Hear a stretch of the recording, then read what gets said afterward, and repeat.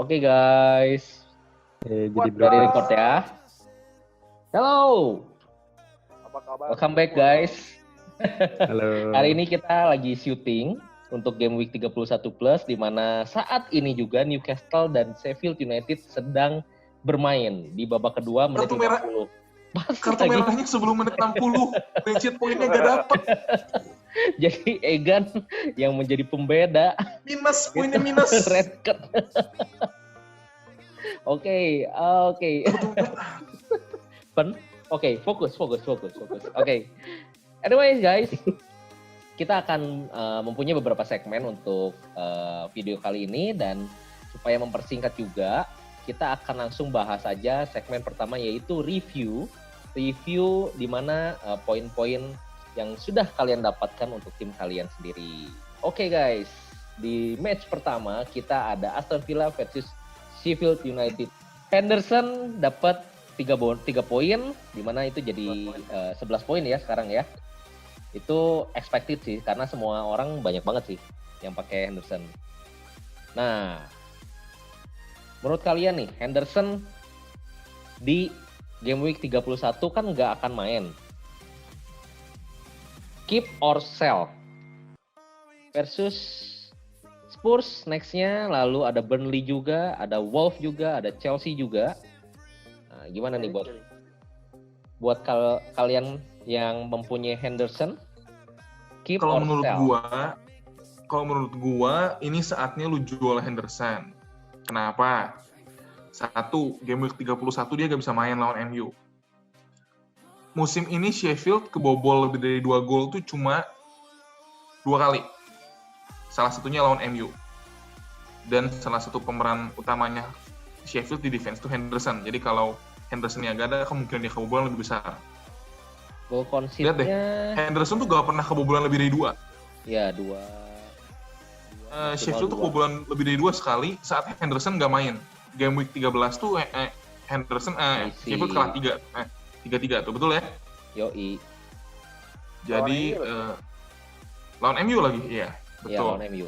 Terus kalau itu lawan 3-1, terus 3-2 lawan Spurs, ya gue gak tahu ya, tapi Update Alan Saint-Maximin gol. Oh. So lepas bad news. Henderson, saudara-saudara, lepas Henderson. Ada live ya, live update ya sekarang ya. Terus satu lagi, ini John Egan kartu merah, bos. I see. John Egan kartu merah dan O'Connell lagi cedera. I see. Coba kita akan melihat daftar pemain-pemain Sheffield. Bisa terlihat mungkin? Oke, yang ready itu cuma Lundstram, Baldock, sama Steven ya. Iya. Ya, yang main sih Basham bisa main. Nanti yang main paling back tengahnya Basham, Robinson, Jagielka, karena O'Connell sama Egan nggak ada. Baldock, Stevens kiri kanan nggak berubah sih. Tapi ya kalau mau lepas Henderson sekarang saatnya lepas. Alright. 352 ya. 352. Ya. Oke. Dan itu untuk Sheffield. Oke, sekarang kita lanjut ke big match, di mana prediksi dari gua tepat, di mana City menang 3-0 lawan Arsenal. Yang tadi prediksi Sheffield Villa imbang nggak dibahas, gua tepat. Nggak usah, 1-1 sih, karena tapi kan nggak imbang. isek. Karena nggak isek. Nggak Tidak tepat ya, Pak. Gua ada yang X-ek Oke, di sini ya nanti. anyway, City dimulai dengan surprisingly Aguero dicadangkan. Tapi ya kita sempat bahas Sterling itu nggak worth it, dan ternyata dibuktikan kita salah ya. Nah, gimana nih? Sayang Pak, kalau Sterling itu masih dalam watchlist-nya orang-orang. Gak worth it, Sterling mending beli Aguero. Dan kita belum tahu juga sih untuk next-nya apakah serba salah, Ton, serba salah. Sterling tuh sebenarnya sepanjang musim ini bagus banget. Kalau lu ngikutin statistik expected goals terbesar di Liga Inggris musim ini, 1 salah, 2 Sterling. Sterling expected goals-nya gede banget. Tapi sial. Gak bisa bikin gol. Tahun 2020 tuh dia belum bikin gol. Kebetulan lawannya Arsenal, saudara-saudara.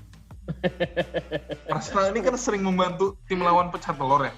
Brighton kemarin, ini gue skip dulu sedikit ya. Brighton kemarin itu satu-satunya tim di Liga Inggris sekarang yang nggak pernah menang dalam satu musim yang sama, kandang dan tandang lawan tim 10 besar.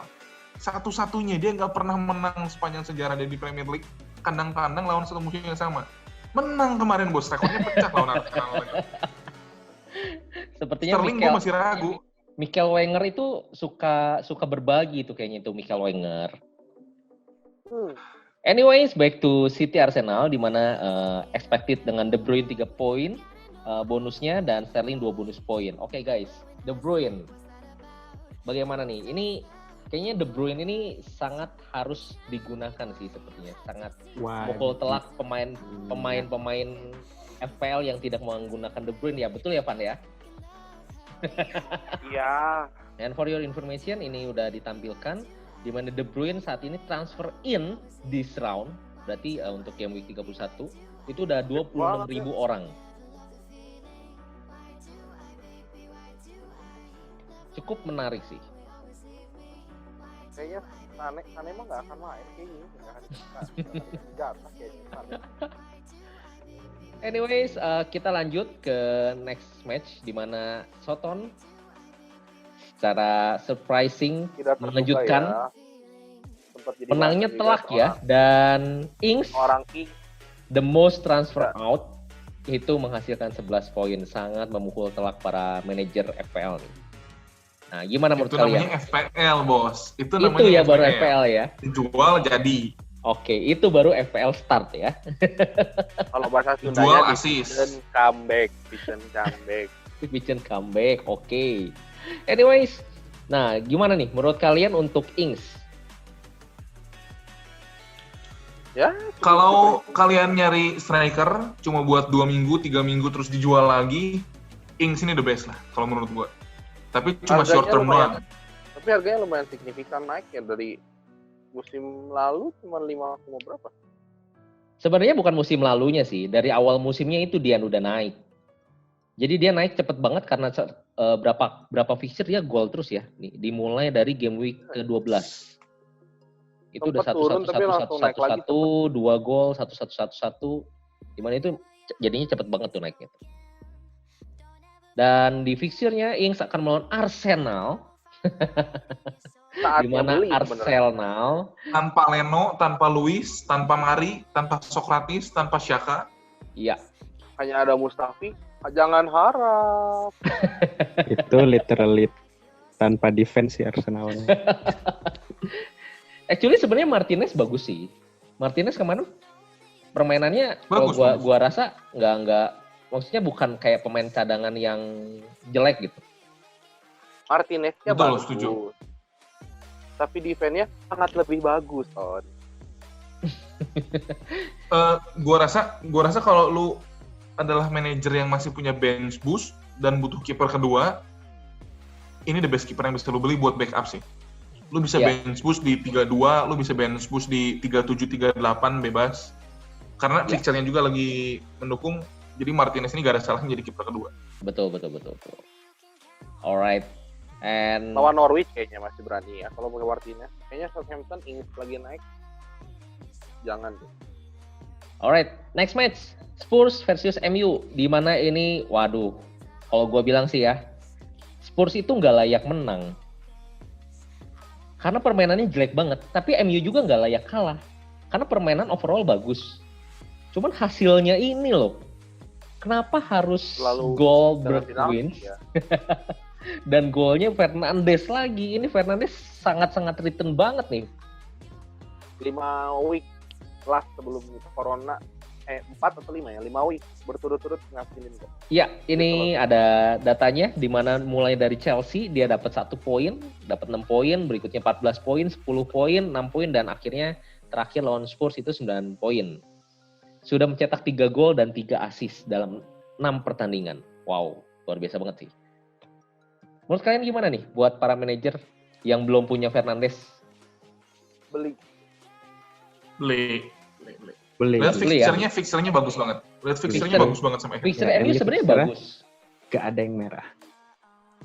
Tapi sempet gue juga dapat data bahwa MU ini jadwalnya tuh sangat-sangat padat. Kalau kalian lihat ini dari 10 Juli, 14 Juli, 16 Juli itu berturut-turut sampai 18 Juli tuh.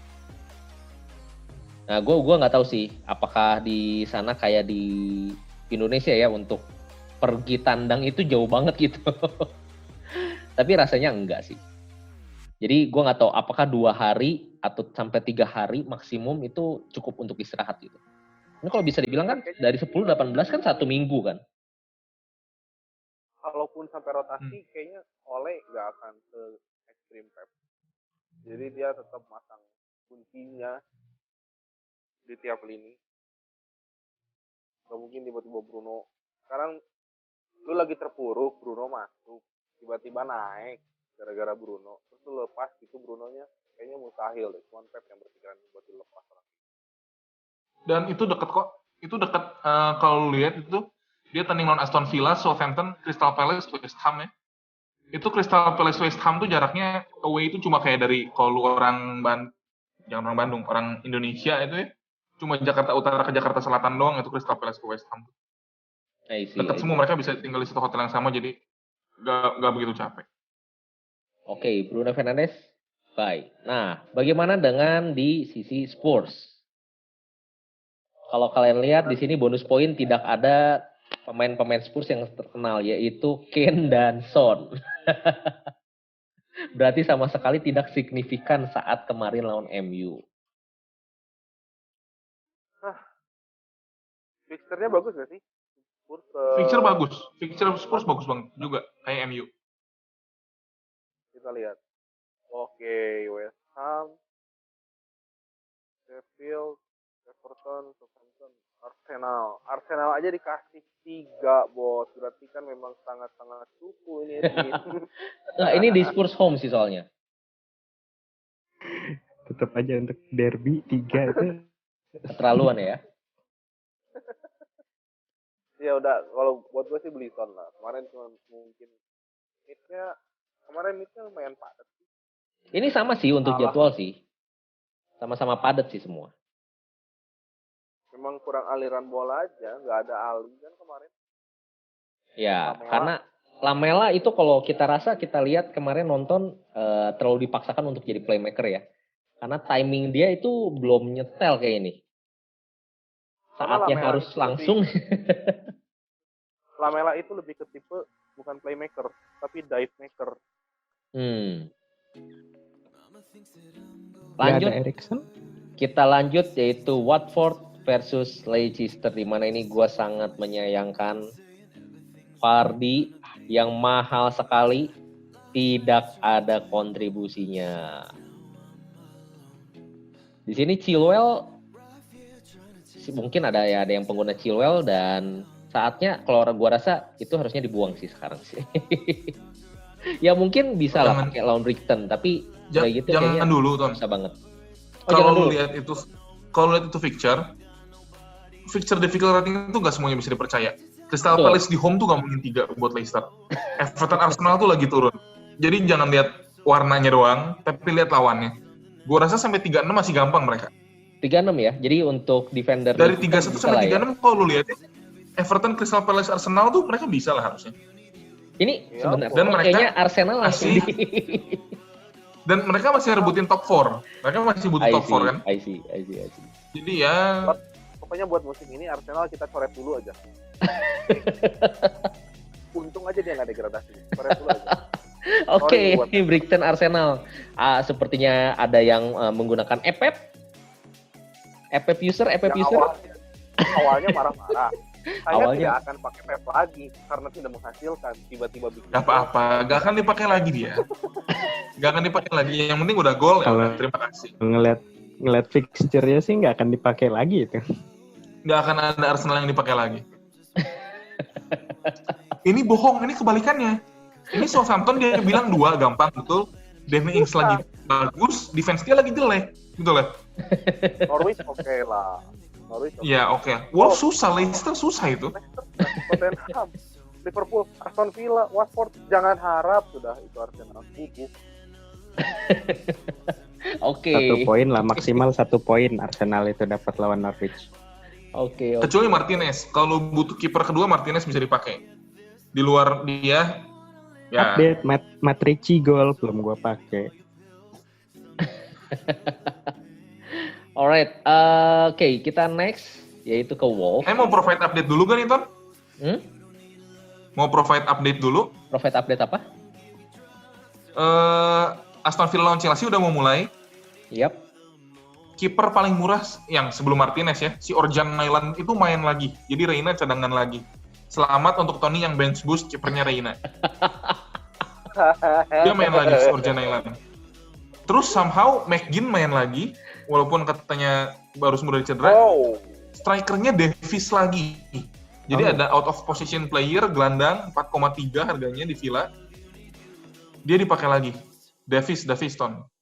Ini ya, Kenan Davis ya. Iya. Kenan Wow. Davis. Itu cuma 4,3 di listnya sebagai gelandang, dipakainya di striker utama. Dia starter lagi hari ini di depan sama. Dan statusnya sebenarnya emang cukup oke di pertandingan kemarin lawan Sheffield. Kita akan bahas ke segmen berikutnya, yaitu planning and preview untuk Game Week 31+. Buat teman-teman, kita sudah berdiskusi juga dan kita sudah comes up with suggestion list di mana kita mempunyai pemain-pemain yang diferensial di mana kalian harus beli juga suggest kita, dan must have ini adalah pemain yang akan mencetak poin dan kita sangat yakin itu, yaitu adalah Bruno Fernandes. Oke. Di sini ya. Ini kenapa Bruno Fernandes ya kita jadi must have player di Game Week 31+. Evan mungkin sebagai statistik man? Lagi ngeliatin ini skor Newcastle, coba silakan siapa dulu. Evan sebagai MU fans. Ya, alasan apa lagi yang Anda butuhkan untuk seorang Bruno Fernandes? Terlepas dari golnya penalti atau bukan. Kalian harus, ya kalau kalian penyuka bola ya, maksudnya kalian kan pasti nontonin cara mainnya, positioningnya, visionnya dia gimana gitu. So far, dari awal datang ke MU, benar-benar ngerubah cara main MU. Iya, betul. Setuju sih. Pogba ya. Justru kalau ada Pogba, gue pikir kemarin waktu ada Pogba tuh kayak belum klop aja gitu. Iya. Karena selama ini semua fokusnya pasti ke Bruno lagi gitu. Karena ya terserah dia mau jadi IMF atau PNS ya. Cuman tetap kayak berasa kayak Pirlo gitu kalau lu Juve. Bola tuh ke Pirlo dulu, baru bisa kemana-mana gitu. I see. Oke. Dan kita juga punya satu pemain lagi, must have, yaitu Kevin De Bruyne, di mana kalian harus punya. Jadi kalau misalnya kalian punya dua pemain ini dalam satu tim, kita yakin kalian akan mendapatkan poin yang luar biasa. Nah, Zo, bisa bantu nggak Jo? Kenapa kita suggest Kevin De Bruyne? Oke, jadi Kevin De Bruyne ini kan pemain yang paling banyak dipakai ya. Sekarang itu lebih dari 50%, 51%. Jadi kayak punya dia tuh harus gitu kalau kalian mau ngikutin ranking dunia. Bukannya Karena kalau secara harus, statistik malah kita jadi nggak beda dong. Enggak sih. Nah, Itu bisa pemikiran strategi untuk fail safe juga sebenarnya. Contohnya kalau misalnya kita terlalu banyak pembeda dan kita nggak punya yang semua orang sama, saat yang most itu, yang 50% itu menghasilkan, kita malah susah. Tapi kalau misalnya saat kita punya pemain yang 50% atau 40% itu nggak menghasilkan, kita pun sebenarnya nggak apa-apa. Kenapa? Karena yang lain pun nggak akan menghasilkan. Dan perlu diingat, ini KDB, Kevin De Bruyne, poin tertinggi di FPL saat ini itu Kevin De Bruyne. Iya, tapi ini Dia lebih dari salah. Gue gak tahu sih, gue gak inget sih. Dia lebih dari salah. Lebih dari salah. Ini Lebih total dari poin. salah. 192 the most. Oh iya. Tapi ya Salah kan Jadi- belum main juga. Salah belum main Ya, juga. salah, lumayan. Dan De Bruyne Salah juga belum main. belum main juga lawan Burnley. Gitu. Jadi diferensial manapun belum ada yang bakal nyamain De Bruyne. Jadi Ya. safe pick paling safe adalah pick De Bruyne. Yes, that's it. Dan kita juga akan ada diferensial. Nah, diferensial ini kalian boleh beli, boleh enggak. Tapi kalau kita sih, masing-masing kita yakin ini akan menjadi diferensial poin yang buat jadi pembeda game week 31 kalian lah. Dimulai dari Steven, yaitu Son Heung-min. Pen, kenapa Pen? Harus Son. Kasih kategori diferensial dulu kan. Kasih kategori diferensial Oke. dulu. Lu suruh gue Diferensial. Itu nanti udah muncul teksnya di sini. Oke, intinya lu nyuruh gue milih diferensial yang persen own-nya di bawah 7%, betul? Yes, jadi diferensial itu percentage own-nya itu di bawah 7%. Nah, di mana ini itu kenapa diferensial? Karena cuma 7% yang punya maksimum. Itu akan menjadi pembeda saat itu menghasilkan cuma 7% yang akan mendapatkan keuntungannya. Beda sama yang tadi. Oke. Son, dan diferensial ini gunanya kalau kalian main FPL sama teman-teman punya mini league sendiri, bukan ngejar ranking overall gitu ya. Diferensial ini yang bakal bikin kalian naik rankingnya. Jadi tayangin update ranking liga kita sekarang. Nah, udah nanti Son Heung-min dulu aja gak apa-apa. Nanti aja. Sekarang Egan lagi jelek soalnya. Henderson juga confirm juga jelek, nanti aja. Nih, si Son Heung-min ini kalau gue lihat dari cara mainnya Spurs sekarang di bawah Mourinho kemarin lawan MU, si Son itu di sayap, Son di kiri, Bergwijn di kanan. Gue gak tahu Lucas Moura kemana kemarin, dan anehnya di press conference pun gak ada yang nanya sama sekali Lucas Moura kenapa gak di cadangan pun gak ada ya. Gue gak tahu apakah gue miss berita apa gimana. Kane di depan, tapi si Kane ini mundur terus. Kalau kita lihat pertandingan kemarin lawan MU, Kane itu gak nyentuh bola satu kali pun di kotak penalti MU.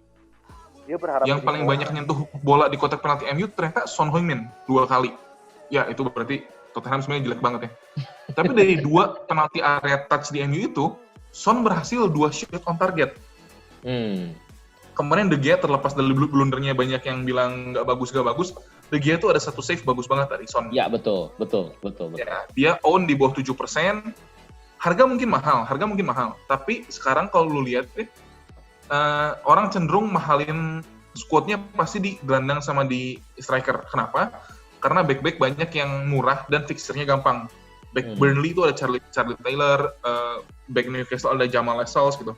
Jadi lu bisa nge-save duit di sana, lu taruh di midfield. Spurs fixtures oke. Kalau Spurs bakal bikin gol somehow, gue yakin dari Son Heung-min sih. Kemarin kalau kalian ngikutin statistik yang namanya expected goals sama expected assist, di Spurs lawan MU, pemain Spurs dengan expected goal involvement paling tinggi itu Son. Jadi dia, menurut gue kemarin lagi sial aja, ketahan dia tuh headingnya. Kalau misalkan memang fixture-nya bagus kayak gini ya, orang mungkin nggak sih berpikir, ya udah saatnya gue punya Son sekarang. Malah jadi naik bukan 7%. Bisa aja. Tapi ya tadi dibalik lagi, karena ini pemain mahal kan. 8%. Jadi bukan different dong gitu. Karena gini Pak. Gini. Oke, gini. Ini sekarang dia 6,4% ya. Buat sampai 7%, dia tuh harus naik 0,6%. Pemain FPL di dunia sekarang tuh 7,2 juta. 0,6%-nya 7,2 juta itu berapa? 1%-nya 7,2 juta tuh 72.000 gitu. Itu harus dibeli 50.000 orang lebih baru 7% gitu. Oke? Jadi tenang aja, itu tetap bakal jadi diferensial lo. Tapi memang tadi biasanya... Tadi KDB dibeli berapa ton? KDB dibeli berapa orang? 51. Bukan dibeli sama berapa transfer in tadi? 26.000. 26.000 itu cuma naik 0,2% own. Jadi mau yang beli sebanyak apapun dia bakal terjadi diferensial. Ya, tapi sebenarnya balik lagi sih, diferensial itu biasanya itu yang mid ke low ya price-nya, karena dia gampang banget digonta-ganti. Nah, kalau tadi Evan bilang kalaupun ini semua jadi beli, pasti somehow mereka akan lepas orang mid yang premium gitu. Mungkin seperti PP yang punya PP sebelumnya. Ya, itu boleh dibuang tuh, ganti ke Son gitu kan. No brainer, PP out, Son masuk. Oke, next. Gak ada keuntungan. Next, Evan. Siapa diferensial lo? Siapa sih, gue lupa. Alah. Davis, Kenan Davis. Oh iya, itu tadi kan kita pertama sudah membahas. Oke, Udah mulai Kenan cukup Davis. naik. Cukup naik. Cuma nggak tahu nih, maksudnya itu kan dari pandangan match pertama lawan Sheffield kan, dimana yang sebenarnya cukup boring pertandingan. Cuman dari semua yang dilihat, ya start dia cukup mengesankan lah. Oke. Cuman yang kita kedepannya, ya sebenarnya cukup rumit ya. Newcastle tiba-tiba naik ya sekarang. Ini sebenarnya unexpected ya, karena Ini kita pikir Newcastle-nya unexpected, benar. Karena Iya, sekarang lagi karena- menang 3-0 tuh kita nggak expect aja. kita nggak expect Newcastle bisa menang luar biasa gitu ya. Expect banget.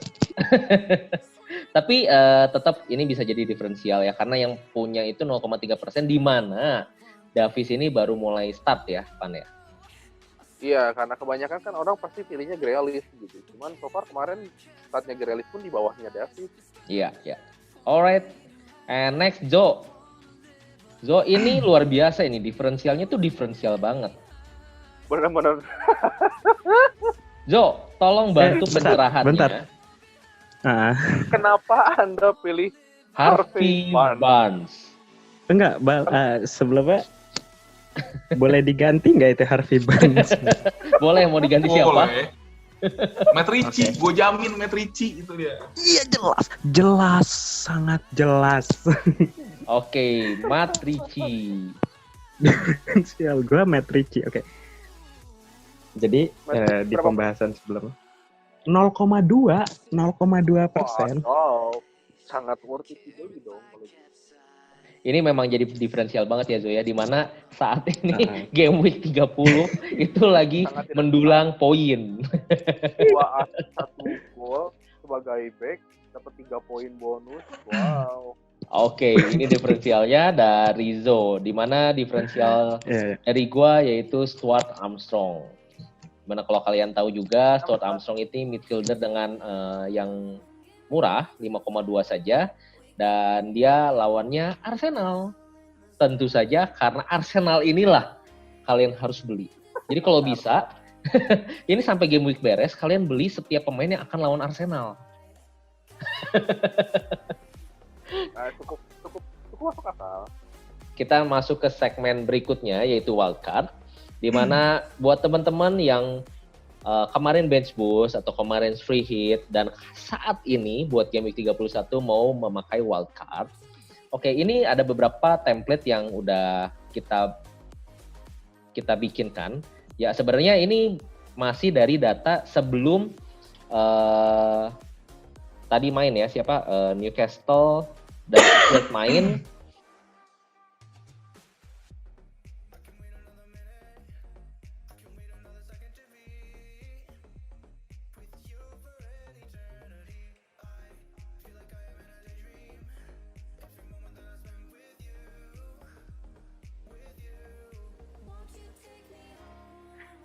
Itu dari kita teman-teman semua. Semoga kalian menikmati insight-insight yang kami berikan. Dan jangan lupa subscribe dan like dan komen buat kalian yang mau tanya-tanya, suggestion buat tim kalian. Dan jangan lupa juga ikuti kita di Instagram karena kita akan daily update untuk semuanya, transfer cost, price change, dan untuk line up Semua juga. link ada di deskripsi bawah. Oke. Oke, see you. Bye-bye guys.